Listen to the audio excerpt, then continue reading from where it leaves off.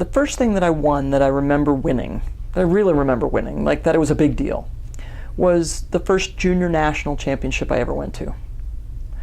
And I didn't realize I was going to qualify, and I did, and I didn't really even know what the junior national championships were before I qualified. And my coach was like, great, you made it, you did a great time, you go on to this meet at the end of the summer. I'm like, well, no, I'm going to the Grand Canyon with my parents. And he's like, no, you're going to the junior national championships.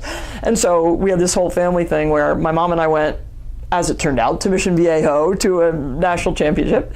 And my father and my brother got to go to the Grand Canyon. And I was like, that's wrong. But I remember, like, so it just, because he was a part-time coach, he couldn't leave his job, so my mom brought me out here, and we entered this meet, and I literally brought her a stopwatch, and I said, okay, now to warm me up, you just start the watch when I push off, and then when I touch the other, and then you then show me the, and so it's my mom standing there with her deck credential and this stopwatch, and I won the thing, and so I won the junior national championship in the 100 back, I guess. And I remember, and my mom and I remember that together because I remember thinking, wow, I did that. And at the same very time, it's like, well, what do we do now? So we enjoyed literally a moment, and my mom's like, I don't know what to do, what do we do? I'm like, well, I'm hungry. Great, I can get you a burger, so let's go out to dinner. And that was literally it, So the accomplishment was always an accomplishment or achievement. It wasn't a celebration, and it wasn't of personal value. Like, it was never got assigned personal value to me or by me. I enjoyed it, I appreciated it, but move on. There were still chores to do at home. I had homework to do, and I move that pile of bricks from one side of the garden to the other, and yeah. And I, of course, I'd won lots of races before that, right? But I was like 14, 13 or 14. It was right before I went away to school, in Mercersburg. So, yeah, it was fun. I didn't feel more pressure when I had the red, white, and blue on, because no one wanted to do it more than I did.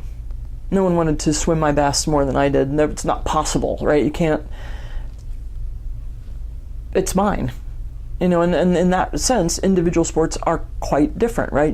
Than team sports. You can give your best, and that's wholly accountable.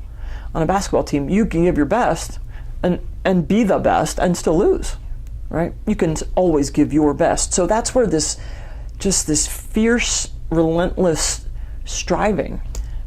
I learned that in swimming, and